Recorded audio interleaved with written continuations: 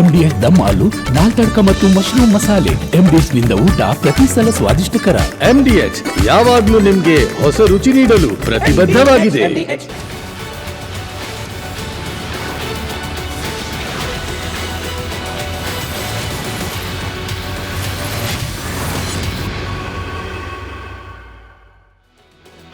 ನಮಸ್ಕಾರ, ಕರ್ನಾಟಕ ಪ್ರೈಮ್ ಟೈಮ್ಗೆ ಸ್ವಾಗತ. ನಾನು ಶ್ರೀಪಾದ್ ಪಾಟೀಲ್. ನೇರವಾಗಿ ವಿಷಯಕ್ಕೆ ಬಂದ್ಬಿಡ್ತೀನಿ. ಜನವರಿ 5ನೇ ತಾರೀಕು DK ಶಿವಕುಮಾರ್ CM ಆಗ್ತಾರಂತೆ.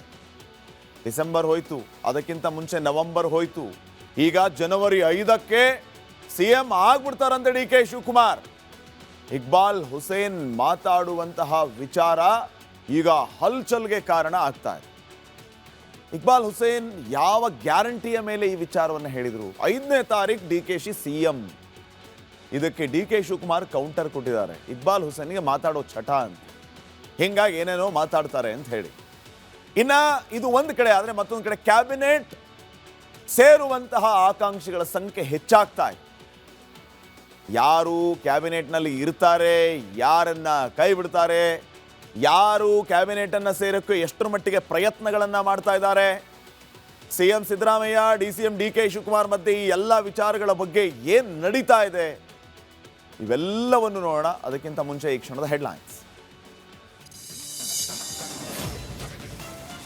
ಕಾಂಗ್ರೆಸ್ ಅಲ್ಲಿ ತೀವ್ರಗೊಂಡ ಕುರ್ಚಿ ವಾರ್.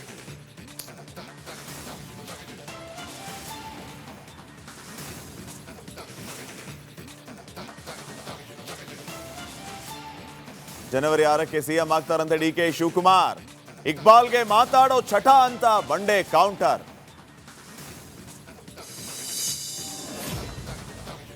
ಕ್ಯಾಬಿನೆಟ್ ಸೇರಲು ನಾಗೇಂದ್ರ ಶತ ಪ್ರಯತ್ನ, ಹೈಕಮಾಂಡ್ ನಿಲುವಿನ ಬಗ್ಗೆ ತೀವ್ರ ಅಸಮಾಧಾನ. ದೆಹಲಿಯಲ್ಲಿ ಇದೇ ವಾರ ಸಂಪುಟದ ಬಗ್ಗೆ ತೀರ್ಮಾನ. ತಾರಕಕ್ಕೇರಿದ ವೋಟ್ ಚೋರಿ ಸಂಘರ್ಷ, ನಾಳೆ ದೆಹಲಿಯಲ್ಲಿ ನಡೆಯಲಿದೆ ಕೈ ಸಮಾವೇಶ. ಮೋದಿ ವಿರುದ್ಧ ಮತ್ತೆ ಕಾಂಗ್ರೆಸ್ಸಿಗರ ಆಕ್ರೋಶ. ಬಂಗಾಳದಲ್ಲಿ ಮೆಸ್ಸಿ ನೋಡಲು ಮುಗಿಬಿದ್ದ ಜನ, ರಣರಂಗವಾಯಿತು ಕೋಲ್ಕತಾ ಕ್ರೀಡಾಂಗಣ. ಆಯೋಜಕರ ವಿರುದ್ಧ ಫ್ಯಾನ್ಸ್ ಅಸಮಾಧಾನ. ಕೆಂಪುಕೋಟೆಯಲ್ಲಿ ಕಮಾಲ್ ಮಾಡಿದ ಕೇಸರಿ, ತಿರುವನಂತಪುರಂನಲ್ಲಿ ಬಿಜೆಪಿ ಜಯಭೇರಿ. CM ಪಿಣರಾಯಿ ವಿಜಯನ್ ಪಡೆ ಸೋಲಿನ ಸವಾರಿ.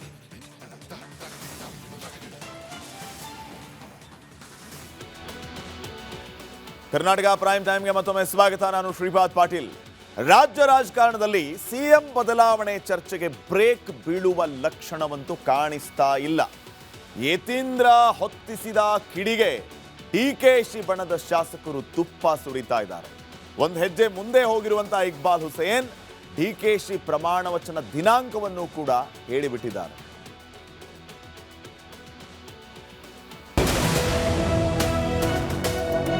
DK ಶಿವಕುಮಾರ್ ಅವ್ರಿಗೆ ಮುಖ್ಯಮಂತ್ರಿ ಸ್ಥಾನವನ್ನ ಬಿಟ್ಕೊಡ್ಬೇಕು, ಅವ್ರಿಗೆ ಅವಕಾಶ ಕೊಡಬೇಕು, ಅವ್ರೊಂದ್ಸಲ ಮುಖ್ಯಮಂತ್ರಿ ಆಗ್ಬೇಕು.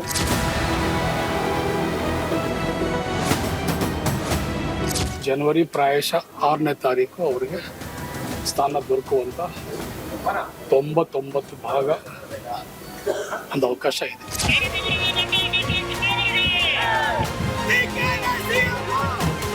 ಇದು 6 ಮತ್ತು 9 ಅವರ ಸಂಖ್ಯಾಬಲ.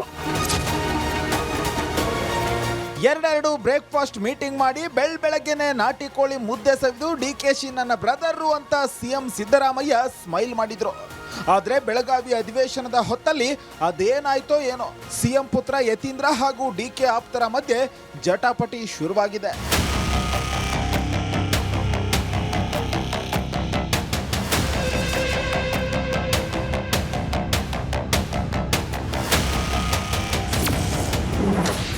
ಜನವರಿ 6ಕ್ಕೆ CM ಆಗಿ DKಶಿ ಪ್ರಮಾಣ ವಚನ. ಉರಿಯೋ ಬೆಂಕಿಗೆ ತುಪ್ಪ ಸುರಿದ ಇಕ್ಬಾಲ್ ಹುಸೇನ್.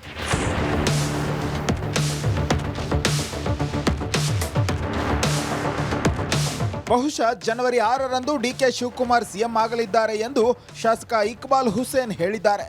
DK ಶಿವಕುಮಾರ್ಗೆ CM ಸ್ಥಾನ ಬಿಟ್ಟುಕೊಡಬೇಕು, ಅವರಿಗೆ ಅವಕಾಶ ಸಿಗಬೇಕು ಅನ್ನೋದು ನಮ್ಮ ಬೇಡಿಕೆ. ಇದಕ್ಕೆ ಹೈಕಮಾಂಡ್ ಸ್ಪಂದಿಸುತ್ತಿದೆ ಎಂದಿದ್ದಾರೆ. DK ಶಿವಕುಮಾರ್ ಅವ್ರಿಗೆ ಮುಖ್ಯಮಂತ್ರಿ ಸ್ಥಾನವನ್ನ ಬಿಟ್ಕೊಡ್ಬೇಕು, ಅವ್ರಿಗೆ ಅವಕಾಶ ಕೊಡಬೇಕು, ಅವ್ರೊಂದ್ಸಲ ಮುಖ್ಯಮಂತ್ರಿ ಆಗಬೇಕು. ಅಂತ ಹೇಳಿದ್ದೀವಿ.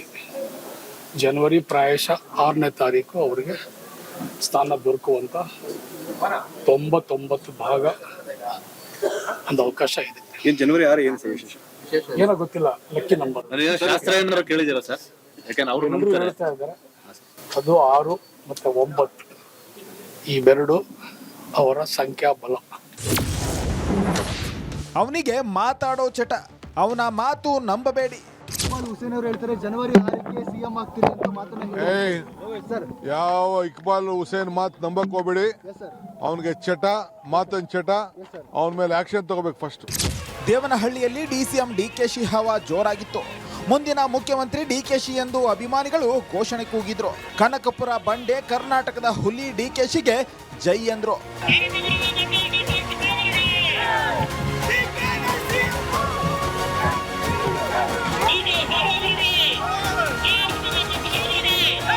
Bureau report, Republic Kannada. ಕಾಂಗ್ರೆಸ್ನಲ್ಲಿ ಸಿಎಂ ಕುರ್ಚಿ ಕದನ ಧಗಧಗಿಸ್ತಾ ಇದೆ. ಬೆಳಗಾವಿಯಲ್ಲಿ ಅಧಿವೇಶನ ನಡೀತಾ ಇದೆ. ಅಲ್ಲಿ ಸಿಎಂ ಕುರ್ಚಿ ಕಿತ್ತಾಟ ಜೋರಾಗಿ ನಡೀತಾ ಇದೆ. ಅಲ್ಲಿಯೂ ಕೂಡ ಪವರ್ ಫೈಟ್ ಸದ್ದು ಮಾಡಿದೆ. ಸಿಎಂ ಡಿಸಿಎಂ ಡಿನ್ನರ್, ಬ್ರೇಕ್ಫಾಸ್ಟ್ ಮೀಟಿಂಗ್ಗಳು ಗದ್ದುಗೆ ಗುದ್ದಾಟವನ್ನ ಮತ್ತೊಂದು ಹಂತಕ್ಕೆ ತೆಗೆದುಕೊಂಡು ಹೋಗಿದೆ. ಈ ನಡುವೆ ಸಿಎಂ ಡಿಸಿಎಂ ದೆಹಲಿ ಪರೇಡ್ ಶುರುವಾಗಿದೆ.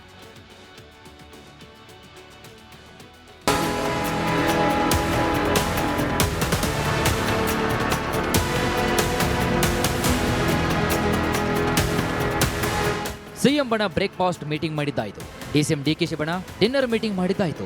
ಸಿಎಂ ಸಿದ್ದರಾಮಯ್ಯ ಅಹಿಂದ ಅಸ್ತ್ರ ರೆಡಿ ಮಾಡಿದ್ದಾಯಿತು. ಕನಕಪುರ ಬಂಡೆ ನಂಬರ್ ಗೇಮ್ ವ್ಯೂಹವನ್ನ ರಚಿಸಿದ್ದಾಯಿತು. ಈ ಎಲ್ಲದರ ತಂತ್ರ ರಣತಂತ್ರಗಳ ಬಳಿಕ ಕುರ್ಚಿ ಕಾಳಗ ಈಗ ದೆಹಲಿಗೆ ಶಿಫ್ಟ್ ಆಗಲಿದೆ. ಇಂದು ಡಿಸಿಎಂ ಡಿಕೆಶಿ ದೆಹಲಿ ದಂಡಯಾತ್ರೆ. ನಾಳೆ ಸಿಎಂ ಸಿದ್ದರಾಮಯ್ಯ ದೆಹಲಿ ಪ್ರವಾಸ. ಕಾಂಗ್ರೆಸ್ನಲ್ಲಿ ಸಿಎಂ ಕುರ್ಚಿ ಕದನ ದಗದಗಿಸ್ತಾ ಇದೆ. ಬೆಳಗಾವಿ ಅಧಿವೇಶನದಲ್ಲೂ ಪವರ್ ಫೈಟ್ ಸದ್ದು ಮಾಡಿದೆ. ಸಿಎಂ ಡಿಸಿಎಂ ಡಿನ್ನರ್, ಬ್ರೇಕ್ಫಾಸ್ಟ್ ಮೀಟಿಂಗ್ಗಳು ಗದ್ದುಗೆ ಗುದ್ದಾಟವನ್ನ ಮತ್ತೊಂದು ಹಂತಕ್ಕೆ ತೆಗೆದುಕೊಂಡು ಹೋಗಿದೆ. ಈ ನಡುವೆ ಡಿಸಿಎಂ ಡಿಕೆ ಶಿವಕುಮಾರ್ ಇವತ್ತು ದೆಹಲಿಗೆ ಹಾರಲಿದ್ದಾರೆ. ದೆಹಲಿ ಪರೇಡ್ ಶುರು. ಪವರ್ ಶೇರಿಂಗ್ ಫೈಟ್ ನಡುವೆ ಡಿಸಿಎಂ ಡಿಕೆ ಶಿವಕುಮಾರ್ ಇವತ್ತು ದೆಹಲಿಗೆ ಪ್ರಯಾಣವನ್ನು ಬೆಳೆಸ್ತಾ ಇದ್ದಾರೆ. ಇಂದು ಸಂಜೆ ಕನಕಪುರ ಬಂಡೆ ದೆಹಲಿಗೆ ಹಾರಲಿದ್ದಾರೆ. ನಾಳೆ ಬೆಳಗ್ಗೆ 10 ಗಂಟೆಗೆ ಸಿಎಂ ಸಿದ್ದರಾಮಯ್ಯ ಕೂಡ ದೆಹಲಿಗೆ ತೆರಳಲಿದ್ದಾರೆ. ಓಟ್ ಚೋರಿ ಸಮಾವೇಶದಲ್ಲಿ ಭಾಗಿಯಾಗಿ ಸಿಎಂ ಡಿಸಿಎಂ ವಾಪಸ್ ಆಗಲಿದ್ದಾರೆ. ಇನ್ನು ಇದೇ ವೇಳೆ ಹೈಕಮಾಂಡ್ ನಾಯಕರ ಭೇಟಿಗೆ ಉಭಯ ನಾಯಕರು ಮುಂದಾಗ್ತಾರ ಅನ್ನೋ ಪ್ರಶ್ನೆ ಎದುರಾಗಿದೆ.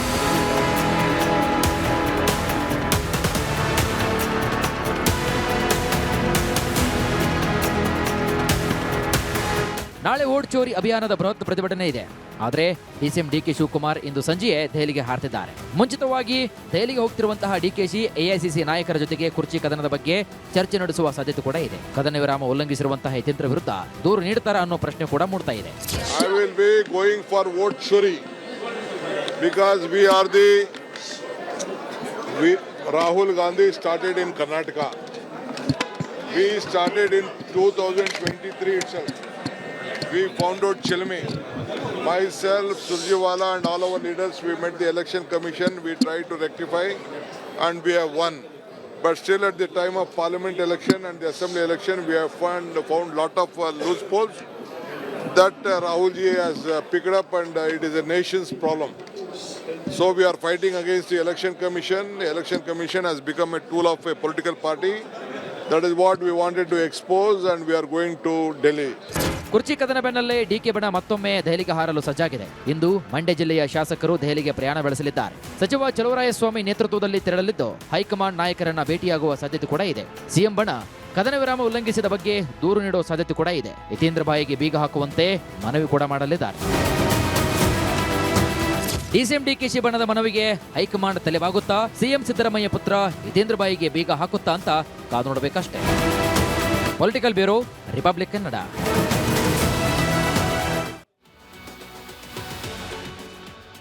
ನೋಡಿ, ಈಗ ಸಿದ್ದರಾಮಯ್ಯ ಡಿಕೆ ಶಿವಕುಮಾರ್ ಇವರಿಬ್ಬರ ಬೇಡಿಕೆಗಳು ಏನು ಅನ್ನುವಂಥದ್ದು ಇಲ್ಲಿ ಪ್ರಮುಖವಾದಂತಹ ಪ್ರಶ್ನೆ ಆಗಿದೆ.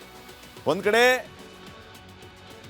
ಕೆಪಿಸಿಸಿ ಅಧ್ಯಕ್ಷರಾಗಿ ಯಾರಿರಬೇಕು, ಡಿ ಕೆ ಶಿವಕುಮಾರ್ ಮುಂದುವರಿಬೇಕಾ ಅಥವಾ ಮುಂದುವರಿಬಾರದಾ ಅನ್ನುವಂತಹ ಚರ್ಚೆಗಳು ಉಭಯ ನಾಯಕರು. ಡಿ ಕೆ ಶಿವಕುಮಾರ್ ಏನು ಹೇಳ್ತಿದ್ದಾರೆ, ಸಿದ್ದರಾಮಯ್ಯ ಏನು ಹೇಳ್ತಿದ್ದಾರೆ ಅನ್ನೋದನ್ನು ನೋಡ್ತಾ ಹೋಗೋಣ. ಕೆಪಿಸಿಸಿ ಅಧ್ಯಕ್ಷನಾಗಿ ತನು ಮನ ಧನ ಅರ್ಪಣೆಯನ್ನ ಮಾಡಿದ್ದೀನಿ ಅಂತ ಡಿ ಕೆ ಶಿವಕುಮಾರ್ ಹೇಳ್ತಾ ಇದ್ರೆ, ನನ್ನ ನೇತೃತ್ವದಲ್ಲಿಯೇ ಚುನಾವಣೆ ನಡೆದಿದೆ ಅಂತ ಸಿದ್ದರಾಮಯ್ಯ ಅವರು ಹೇಳ್ತಾರೆ. ಇನ್ನ ನನಗೆ ಮುಖ್ಯಮಂತ್ರಿ ಪಟ್ಟ ಬೇಕು ಅನ್ನುವಂಥದ್ದು ಡಿ ಕೆ ಶಿವಕುಮಾರ್ ಅವರ ಬಹುದಿನಗಳ ಬೇಡಿಕೆ, ಬಹುವರ್ಷಗಳ ಬೇಡಿಕೆ. ನನ್ನನ್ನೇ ಸಿ ಎಂ ಆಗಿ ಮುಂದುವರಿಸ್ಬೇಕು, ನೀವು ನನಗೆ ಏನು ಮಾಡ್ತೀರಿ ಗೊತ್ತಿಲ್ಲ, ನಾನೇ ಮುಂದುವರಿಬೇಕು ಅನ್ನುವಂಥದ್ದು ಸಿದ್ದರಾಮಯ್ಯ ಅವರ ಹಠ ಅಂತ. ಸೊ ಸಿದ್ದರಾಮಯ್ಯ ಅಧಿಕಾರ ಬಿಡಲಿ ಅಂತ ಡಿ ಕೆ ಶಿವಕುಮಾರ್ ಹೇಳ್ತಾ ಇದ್ರೆ ಅದೆಲ್ಲ ಬೇಡ, ಸಚಿವ ಸಂಪುಟ ಪುನರಚನೆ ಮಾಡಿ ಅಂತ ಸಿದ್ದರಾಮಯ್ಯ ಅವರು ಹೇಳ್ತಾ ಇದ್ದಾರೆ. ಸಂಪುಟ ಪುನರಚನೆ ಬೇಡವೇ ಬೇಡ ಅಂತ ಹೇಳ್ತಾ ಇರೋದು ಡಿ ಕೆ ಶಿವಕುಮಾರ್. ಬದಲಾವಣೆ ಆದರೆ ಸಿಎಂ ಸೇರಿ ಎಲ್ಲವೂ ಬದಲಾವಣೆ ಆಗಲಿ, ಅಲ್ಲಿವರೆಗೂ ಸಂಪುಟ ಪುನರ್ರಚನೆ ವಿಸ್ತರಣೆ ಯಾವುದೂ ಬೇಡ ಅಂತ ಡಿ ಕೆ ಶಿವಕುಮಾರ್ ಅವರು ಹಠ ಹಿಡಿದು ಕುಳಿತಿದ್ದಾರೆ. ಇನ್ನು ಈ ಕಡೆ ಸಿದ್ದರಾಮಯ್ಯ ಅವರು ಹೊಸ ವರಸೆ ಏನದು ಅಂತಂದ್ರೆ ಕೆಪಿಸಿಸಿಯ ಅಧ್ಯಕ್ಷರನ್ನ ನೇಮಿಸಿ ಅಂತ. ಹೊಸದಾಗಿ ಅಂದ್ರೆ ಡಿ ಕೆ ಶಿವಕುಮಾರ್ ಅವ್ರನ್ನ ಕೆಳಗಿಳಿಸಿ ಬೇರೆಯವ್ರನ್ನ ನೇಮಕ ಮಾಡಿ ಅಂತ. ಈ ಎಲ್ಲ ವಿಚಾರಗಳನ್ನು ಒಂದು ವಾರದಲ್ಲಿ ನಿರ್ಧಾರ ಮಾಡಬೇಕು. ಒಂದು ವಾರದಲ್ಲಿ ನಿರ್ಧಾರ ಮಾಡಿ ನನಗೆ ಸಿಎಂ ಸೀಟನ್ನು ಖಾತ್ರಿ ಮಾಡಿ. ಈ ಕಡೆ ಸಿದ್ದರಾಮಯ್ಯ ಅವರು ಗೊಂದಲಗಳಿಗೆ ತೆರೆ ಎಳೆಯಿರಿ, ಯಾವ ರೀತಿಯ ಗೊಂದಲವೂ ಇರಬಾರ್ದು. ಹೈಕಮಾಂಡ್ ಎಂಟ್ರಿ ಹೊಡಿಬೇಕು. ಈ ಬಣದ ನಾಯಕರುಗಳು ಎಲ್ಲರೂ ಏನೇನು ಮಾತಾಡ್ತಾ ಇದ್ದಾರೆ ಸಿಎಂ ಚೇರ್ ವಿಚಾರವಾಗಿ ಎಲ್ಲದಕ್ಕೂ ಫುಲ್ ಸ್ಟಾಪ್ ಇಡಿ ಅಂತ ಸಿದ್ದರಾಮಯ್ಯ ಅವರು ಹೇಳ್ತಾ ಇದ್ದಾರೆ. ಇನ್ನು ಡಿ ಕೆ ಶಿವಕುಮಾರ್ ಹೇಳೋದು ನಾನು ಪಕ್ಷದ ನಿಷ್ಠಾವಂತ ಕಾರ್ಯಕರ್ತ. ಈ ಕಡೆ ಸಿದ್ದರಾಮಯ್ಯ ಹೇಳೋದು ಅಹಿಂದದ ನಂಬರ್ 1 ನಾಯಕ ನಾನೇ ಅಂತ ಹೇಳಿ. ಡಿ ಕೆ ಶಿವಕುಮಾರ್ ಹೇಳ್ತೀರ ಹಳೆ ಮೈಸೂರಲ್ಲಿ ಒಕ್ಕಲಿಗರು ಪ್ರಬಲರು, ಕುರುಬರು ಇಲ್ಲದೆ ಊರೇ ಇಲ್ಲ ಅಂತ ಸಿದ್ದರಾಮಯ್ಯ ಅವರು ಹೇಳ್ತಾರೆ. ನೋಡಿ, ಸೇರಿಗೆ ಸವ್ವಾ ಸೇರು, ನೀ ಬಿಡೆ ನಾ ಕೊಡೆ. ಇಬ್ಬರೂ ನಾಯಕರ ನಡುವೆ ಈ ಮಟ್ಟಿಗೆ ಟಗ್ ಆಫ್ ವಾರ್ ಜೋರಾಗಿದೆ ಅಂತಂದ್ರೆ ಒಂದೋ ಹಗ್ಗ ಹರಿಬೇಕು, ಇಲ್ಲ ಕುರ್ಚಿ ಕಾಲು ಮುರಿಬೇಕು. ಎರಡರಲ್ಲಿ ಒಂದಾಗೋ ತನಕ ಯಾರಿಗೂ ಸಮಾಧಾನ ಇಲ್ಲ ಅಂತ ಅನ್ಸುತ್ತೆ. ನೋಡೋಣ ಏನಾಗುತ್ತೆ ಅಂತ. ಇನ್ನು ಹೈಕಮಾಂಡ್ ಯಾವಾಗ ಎಂಟ್ರಿ ಕೊಡುತ್ತೆ, ಯಾವಾಗ ಇವಕ್ಕೆಲ್ಲದಕ್ಕೂ ಫುಲ್ ಸ್ಟಾಪ್ ಇಡುತ್ತೆ ನೋಡ್. ಇನ್ನು ನೆಕ್ಸ್ಟ್,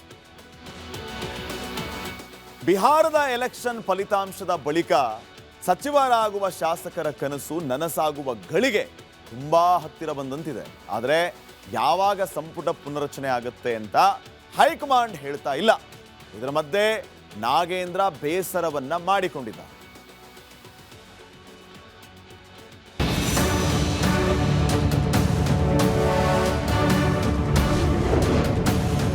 ಮತ್ತೆ ಸಂಪುಟ ಸೇರಲು ನಾಗೇಂದ್ರ ಶತಪ್ರಯತ್ನ. ಹೈಕಮಾಂಡ್ ನಿಲುವಿನ ಬಗ್ಗೆ ತೀವ್ರ ಅಸಮಾಧಾನ.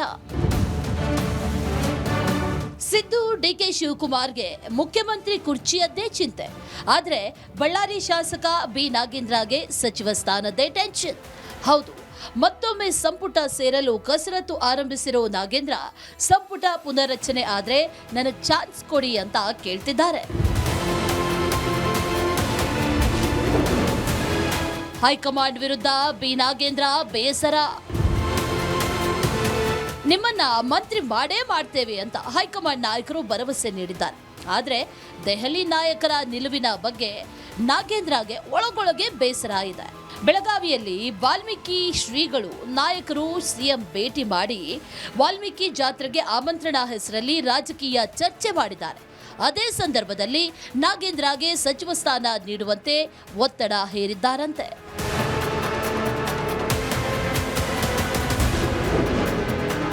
ನಾನು ಮಂತ್ರಿ ಆಗಬೇಕು ಅಂತ ಹೇಳಿದ್ಯಾರು ಅಂತ ನೋಡೋದಾದ್ರೆ ಪರಿಷತ್ ಸದಸ್ಯ ಬಿಕೆ ಹರಿಪ್ರಸಾದ್, ವಿಜಯನಗರ ಎಂ ಕೃಷ್ಣಪ್ಪ, ಬಳವಳ್ಳಿಯ ಪಿಎಂ ನರೇಂದ್ರ ಸ್ವಾಮಿ, ಚಾಮರಾಜನಗರದ ಪುಟ್ಟರಂಗಶೆಟ್ಟಿ, ಮಾಗಡಿಯ ಎಚ್.ಸಿ. ಬಾಲಕೃಷ್ಣ, ಗುಬ್ಬಿಯ ಎಸ್.ಆರ್. ಶ್ರೀನಿವಾಸ್, ಬಂಗಾರಪೇಟೆಯ ಎಸ್.ಎನ್. ನಾರಾಯಣ ಸ್ವಾಮಿ, ಮುದ್ದೇಬಿಹಾಳದ ಅಪ್ಪಾಜಿ ನಾಡಗೌಡ, ಅರಸೀಕೆರೆಯ ಕೆ.ಎಂ. ಶಿವಲಿಂಗೇಗೌಡ, ಕೆಜಿಎಫ್ನ ರೂಪಾ ಶಶಿಧರ್, ಜೇವರ್ಗಿಯ ಡಾಕ್ಟರ್ ಅಜಯ್ ಸಿಂಗ್, ಸಾಗರದ ಬೇಳೂರು ಗೋಪಾಲಕೃಷ್ಣ, ಅಥಣಿಯ ಲಕ್ಷ್ಮಣ್ ಸವದಿ, ತಿಪಟೂರಿನ ಕೆ ಷಡಕ್ಷರಿ, ಉಳ್ಳಾಳದ ಯುಟಿ ಖಾದರ್, ನರಸಿಂಹರಾಜದ ತನ್ವೀರ್ ಸೇಠ್, ಪರಿಷತ್ ಸದಸ್ಯ ಸಲೀಂ ಅಹಮದ್ ಮಂತ್ರಿ ಆಗೋ ಇರಾದೆಯಲ್ಲಿದ್ದಾರೆ. ಸಂಪುಟ ಪುನರ್ರಚನೆ ನೀ ಕೊಡೆ ನಾ ಬಿಡೆ ಎಂಬಂತಾಗಿದೆ. ಸಿಎಂ ಸಂಪುಟ ಪುನರ್ರಚನೆಗೆ ಪಟ್ಟು ಹಿಡಿದಿದ್ರೆ ಡಿಸಿಎಂ ವಿರೋಧ ವ್ಯಕ್ತಪಡಿಸಿದ್ದಾರೆ. ಆದರೆ ಹೈಕಮಾಂಡ್ ನಿರ್ಧಾರದ ಮೇಲೆ ಎಲ್ಲವೂ ನಿಂತಿದೆ. News desk, Republic Kannada.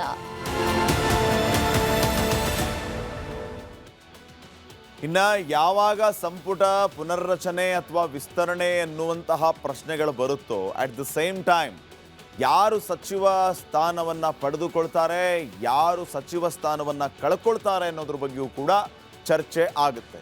ಈಗ ಒಂದಿಷ್ಟು ಸಚಿವರಿಗೆ ಕೊಡುವ ಸಾಧ್ಯತೆ ಇದೆ ಅನ್ನುವಂಥದ್ದು ಬಹಳ ಚರ್ಚೆಗೆ ಕಾರಣ ಆಗ್ತಾ ಇದೆ. ಎಂಥವರು ಆ ಸಚಿವರು?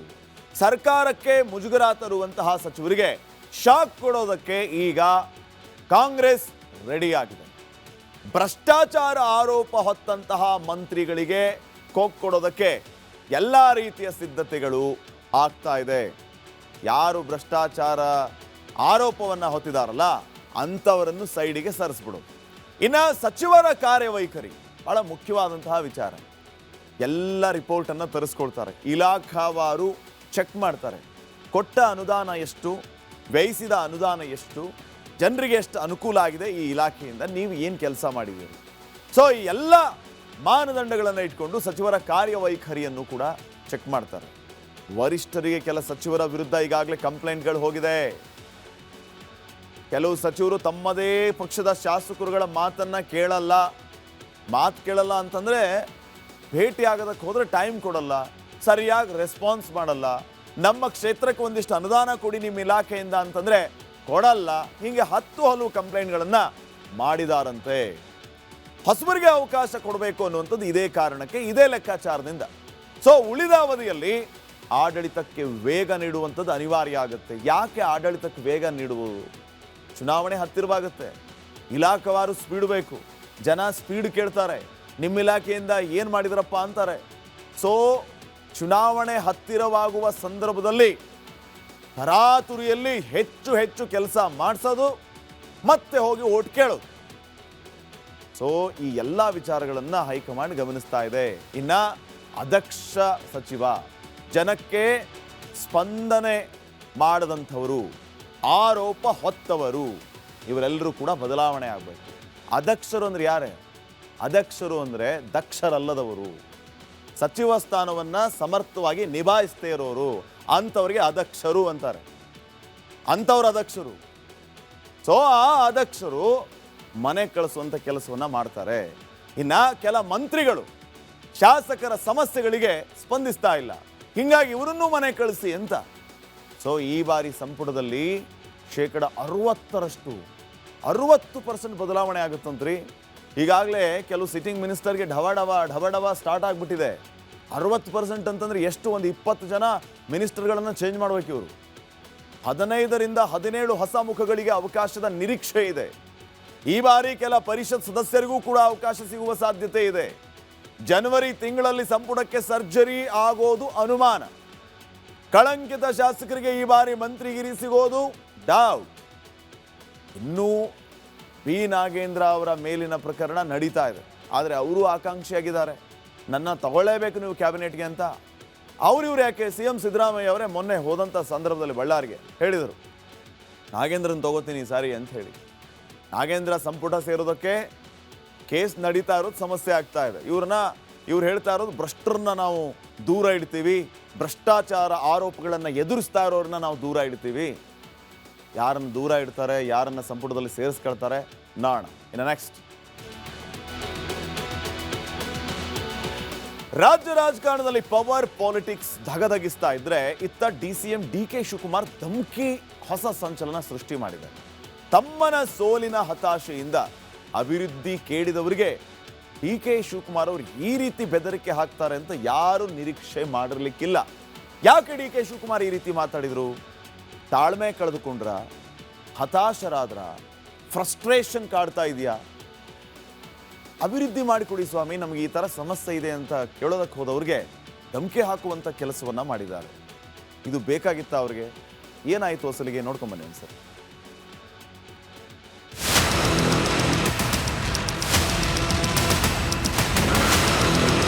ನನ್ನ ತಮ್ಮನ್ನ ಒಂದೊಂದು ಕ್ಷೇತ್ರದಲ್ಲಿ 1 ಲಕ್ಷ ಓಟಲ್ಲಿ ಸೋಲಿಸಿದ್ರಿ, ಯಾಕೆ ಸಹಾಯ ಮಾಡಬೇಕು ಅನ್ನೋದು ನನಗೆ ಬಂದ್ಬಿಡ್ತು.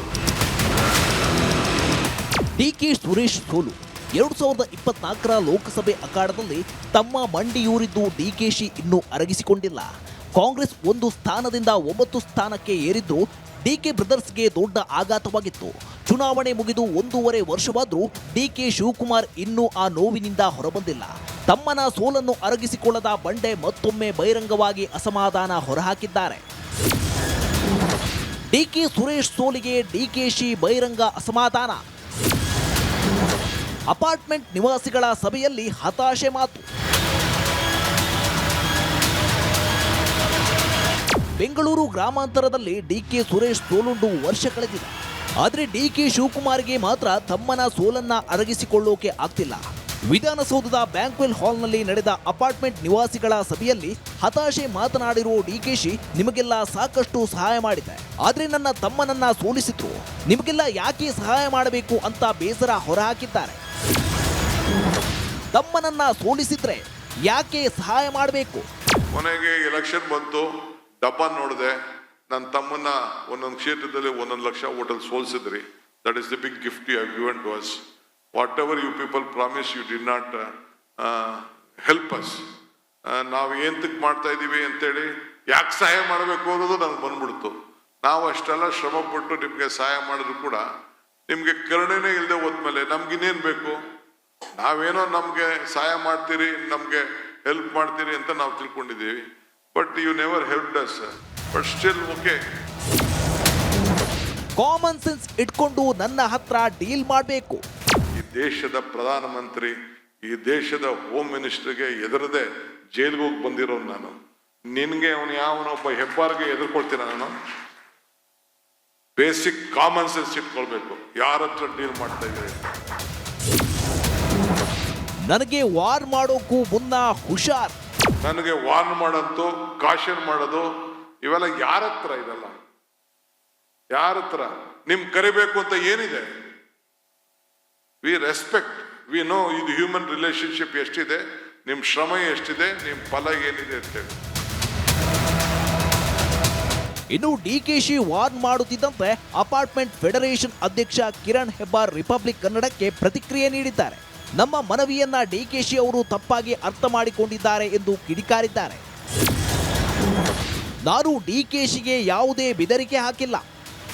ನೋಡಿ, ಅವರು ಡೆಪ್ಯೂಟಿ CM, ನಾನು CM, ಕಾಮನ್ ಮ್ಯಾನ್. ಅವ್ರು ಬೆದರಿಕೆ ಮಾಡಿದ್ರೆ ನಾನು ಇನ್ನೇನು ಮಾಡೋಕ್ಕಾಗತ್ತೆ ಹೇಳಿ? ಬಟ್ ಒಂದೇ ಥರ ರಿಕ್ವೆಸ್ಟ್ ಮಾಡ್ಬೋದು, ಆದಷ್ಟು ಬೇಗ ಇದನ್ನು ಜಾರಿ ತೊಗೊಂಬನ್ನಿ. ಜನಕ್ಕೂ ಒಳ್ಳೆಯದಾಗತ್ತೆ, ಸರ್ಕಾರಕ್ಕೂ ಒಳ್ಳೆಯದಾಗತ್ತೆ. ಎಲೆಕ್ಷನ್ ಟೈಮಲ್ಲಿ ಪ್ರಾಮಿಸ್ ಮಾಡಿದರು, 2.5 ವರ್ಷ ಆಯಿತು, ಆಗಿಲ್ಲ. ಆದಷ್ಟು ಬೇಗ ಇದನ್ನು ಜಾರಿಗೆ ತೊಗೊಂಬನ್ನಿ. GB ಎಲೆಕ್ಷನ್ ಬರ್ತಾ ಇದೆ. ಬೆದರಿಕೆಗಳಿಗೆ ನಮಗೆ ಭಯವಿಲ್ಲ. ಎಲೆಕ್ಷನ್ ಮಾಡಿದರೆ ಎಲೆಕ್ಷನ್ಗೆ ಓಟ್ ಬರುತ್ತೆ, ಒಳ್ಳೆಯದಾಗಿದ್ದರೆ ಅವ್ರಿಗೂ ಓಟ್ ಬರುತ್ತೆ. ಕಾಂಗ್ರೆಸ್ ಪಾರ್ಟಿ ಮತ್ತು ಕಾರ್ಪೊರೇಟರ್ಸ್ ಅವರೇ ಬರ್ತಾರೆ. ಅವ್ರ ಎದುರುಗಡೆ ಕೂತಿರುವಾಗ ಅವ್ರಿಗೆ ಹೇಳಿದ್ದಾರೆ ನಾನೇ ಕಿರಣ್ ಹೆಬ್ಬಾರ್ ಅಂತ. ಸೊ ನನಗೇನು ಭಯ ಇಲ್ಲ. ಇನ್ನು ಕುರ್ಚಿ ಕದನ ನಡುವೆ ಧಮ್ಕಿ ಬೆದರಿಕೆ ಪಾಲಿಟಿಕ್ಸ್ ಎದ್ದಿದ್ದು ಇದು ಯಾವ ಹಂತಕ್ಕೆ ತಲುಪುತ್ತೆ ಕಾದು ನೋಡಬೇಕಿದೆ. Veeresh, metro bureau, Republic Kannada. ದೇಶದಾದ್ಯಂತ ಸಂಚಲನ ಮೂಡಿಸಿದ್ದ ಆಳಂದ ವೋಟ್ ಚೋರಿ ಪ್ರಕರಣಕ್ಕೆ ಇದೀಗ ಬಿಗ್ ಟ್ವಿಸ್ಟ್ ಸಿಕ್ಕಿದೆ. SIT ತಂಡವು ಕೋರ್ಟ್ಗೆ ಬರೋಬ್ಬರಿ 22,000 ಪುಟಗಳ ಚಾರ್ಜ್ ಶೀಟ್ ಅನ್ನು ಸಲ್ಲಿಸಿದೆ. ಈ ಕುರಿತ ಹೆಚ್ಚಿನ ವರದಿ ಇಲ್ಲಿದೆ ನೋಡಿ.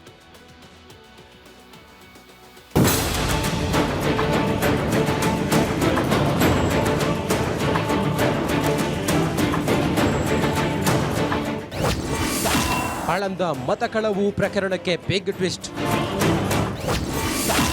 ಮತಕಳವು ಪ್ರಕರಣದಲ್ಲಿ ಸುಭಾಷ್ ಗುತ್ತೇದಾರ್ ಪಾತ್ರ ದೃಢ. ದೇಶಾದ್ಯಂತ ಸಂಚಲನ ಮೂಡಿಸಿದ್ದ ವೋಟ್ ಚೋರಿ ಪ್ರಕರಣಕ್ಕೆ ರೋಚಕ ತಿರುವು ಸಿಕ್ಕಿದೆ. 2023ರ ವಿಧಾನಸಭಾ ಚುನಾವಣೆಯಲ್ಲಿ ಮತಗಳವು ಪ್ರಕರಣಕ್ಕೆ ಸಂಬಂಧಿಸಿದಂತೆ SIT ತಂಡವು ಕೋರ್ಟ್ಗೆ ಚಾರ್ಜ್ ಶೀಟ್ ಸಲ್ಲಿಸಿದೆ. ಚಾರ್ಜ್ ಶೀಟ್ನಲ್ಲಿ ಮಾಜಿ ಶಾಸಕ ಸುಭಾಷ್ ಗುತ್ತೇದಾರ್ ಪಾತ್ರ ದೃಢವಾಗಿದೆ. 7 ಜನರ ವಿರುದ್ಧ 22,000 ಪುಟಗಳ ಚಾರ್ಜ್ ಶೀಟ್. ಒಟ್ಟು 5,994 ಮತಗಳನ್ನು ಅಳಿಸಿ ಹಾಕಲು ಕಾಲ್ ಸೆಂಟರ್ ಬಳಕೆ ಮಾಡಲಾಗಿದ್ದು, ಮತಕಳವಿಗೆ ಮಾಜಿ ಶಾಸಕರು ಹಣ ಕೂಡ ಪಾವತಿ ಮಾಡಿದ್ದಾರೆಂದು ಬೆಂಗಳೂರಿನ ACMM ಕೋರ್ಟ್ಗೆ ಒಟ್ಟು 23,000 ಪುಟಗಳ ಚಾರ್ಜ್ ಶೀಟ್ ಅನ್ನು SIT ಸಲ್ಲಿಸಿದೆ. ಇದರಲ್ಲಿ ಮಾಜಿ ಶಾಸಕ ಸುಭಾಷ್ ಗುತ್ತೇದಾರ್ ಪಾತ್ರ ದೃಢವಾಗಿದ್ದು, ಪುತ್ರ ಹರ್ಷಾನಂದ್ ಸೇರಿ 7 ಜನರ ವಿರುದ್ಧ ಚಾರ್ಜ್ ಶೀಟ್ ಸಲ್ಲಿಸಲಾಗಿದೆ. ನಮ್ಮ ಪಾತ್ರ ದೃಢ ಆಗಿರೋದು ನ್ಯಾಯಾಲಯದಲ್ಲಿ ಸಾಬೀತು ಮಾಡಲು. ಇನ್ನು ಈ ವಿಚಾರಕ್ಕೆ ಸಂಬಂಧಿಸಿದಂತೆ ಪ್ರತಿಕ್ರಿಯೆ ನೀಡಿರುವ ಹರ್ಷಾನಂದ ಗುತ್ತೇದಾರ್, ನಮ್ಮ ಪಾತ್ರ ದೃಢ ಆಗಿರೋದು ನ್ಯಾಯಾಲಯದಲ್ಲಿ ಸಾಬೀತು ಮಾಡಲಿ. BR ಪಾಟೀಲ್ ರಾಹುಲ್ ಗಾಂಧಿಗೆ ಹತ್ರ ಆಗಿ ಸಚಿವರಾಗಲು ಇದನ್ನ ಬಳಸಿಕೊಂಡಿದ್ದಾರೆ. ಇದು ಬಿಜೆಪಿಯ ವಿರುದ್ಧ ವೋಟ್ ಚೋರಿ ನೆರೆಟಿವ್ ಸೆಟ್ ಮಾಡಲು ಮುಂದಾಗಿದ್ದಾರೆ ಎಂದು ಹೇಳಿದ್ದಾರೆ. ಇಲ್ಲಿ ಸರ್ಕಾರ ತಮ್ಮದೇ ಇರೋದ್ರಿಂದ ಒಂದು ಅಧಿಕಾರಿಗಳನ್ನು ಬಳಸ್ಕೊಂಡು ಇದು ಒಂದು ಕೇಸ್ ನಮ್ಮ ವಿರುದ್ಧ ಸೃಷ್ಟಿ ಮಾಡಿ ನಮ್ಮ ಹೆಸರು, ನಮ್ಮ ತಂದೆಯವರ ಹೆಸರು ಇದರಲ್ಲಿ ಹಾಕಿಸಿ ನಮ್ಮ ಇಮೇಜನ್ನು ಹಾಳು ಮಾಡಬೇಕು. ಮತ್ತು ಅವ್ರದ್ದೇನು ನೆರೇಟಿವ್ ಇದೆ ಇಡೀ ದೇಶದಲ್ಲಿ, ಇದು ಒಂದು ಕಾಂಗ್ರೆಸ್ ನಾವು ಯಾಕೆ ಸೋಲ್ತಾ ಇದ್ದೀವಿ ಅಂತಂದರೆ ಇದು ವೋಟ್ ಚೋರಿ ಮಾಡ್ತಾ ಇದ್ದಾರೆ ಅಂತ ಅನ್ನೋದು. ಯಾಕೆ ಹೋದ ಸರಿ ಸಂವಿಧಾನ ಬದಲಾವಣೆ ಮಾಡ್ತಾರ ಅಂತಂದು ಒಂದು ನೆರೇಟಿವ್ ಓಡಿಸಿದ್ರು. ಈ ಸರ್ತಿ ವೋಟ್ ಚೋರಿ ಅಂತ ಅನ್ನೋದು ಒಂದು ನೆರೇಟಿವ್ ಓಡಿಸೋ ಸಲುವಾಗಿ ಈ ರೀತಿ ಒಂದು ಫ್ಯಾಬ್ರಿಕೇಟ್ ಮಾಡಿ ನಮ್ಮ ಹೆಸರು ಹಾಕಿರೋದು. ನಮಗೆ ನ್ಯಾಯಾಲಯದಲ್ಲಿ ವಿಶ್ವಾಸ ಇದೆ, ಇದರಲ್ಲಿ ನಾವು ನಿರ್ದೋಷವಾಗಿ ನಾವು ಹೊರಗೆ ಬರ್ತೀವಿ ಅಂತ ನಮಗೆ ವಿಶ್ವಾಸ. ಒಟ್ನಲ್ಲಿ SIT ಚಾರ್ಜ್ ಶೀಟ್ ಸಲ್ಲಿಸಿರೋದು ನಾಳೆಯ ದೆಹಲಿ ಪ್ರತಿಭಟನೆಗೂ ಮುನ್ನ ಕಾಂಗ್ರೆಸ್ಗೆ ದೊಡ್ಡ ಅಸ್ತ್ರ ಸಿಕ್ಕಿದಂತಾಗಿದೆ. ನಿಜಕ್ಕೂ ಮತಗಳವು ಆಗಿದೆಯೋ ಇಲ್ಲವೋ ಎನ್ನುವುದು ನ್ಯಾಯಾಲಯದ ತೀರ್ಪಿನಿಂದ ಗೊತ್ತಾಗಲಿದೆ. Bureau report, Republic Kannada. BJP ರಾಜ್ಯಾಧ್ಯಕ್ಷರ ಬದಲಾವಣೆ ಚರ್ಚೆ ಮತ್ತೆ ದೊಡ್ಡ ಮಟ್ಟದಲ್ಲಿ ಕೇಳಿ ಬರ್ತಾ ಇದೆ. ಮುಂದಿನ ವಾರ ಹೊಸ ಸಾರಥಿಯ ಭವಿಷ್ಯ ನಿರ್ಧಾರ ಆಗ್ಲಿಕ್ಕಿದೆಯಂತೆ. ರೆಬಲ್ಸ್ ಟೀಮ್ ಅಪಸ್ವರ ಹೈಕಮಾಂಡ್ಗೆ ಮುಗಿಯದ ತಲೆನೋವಾಗಿದೆ.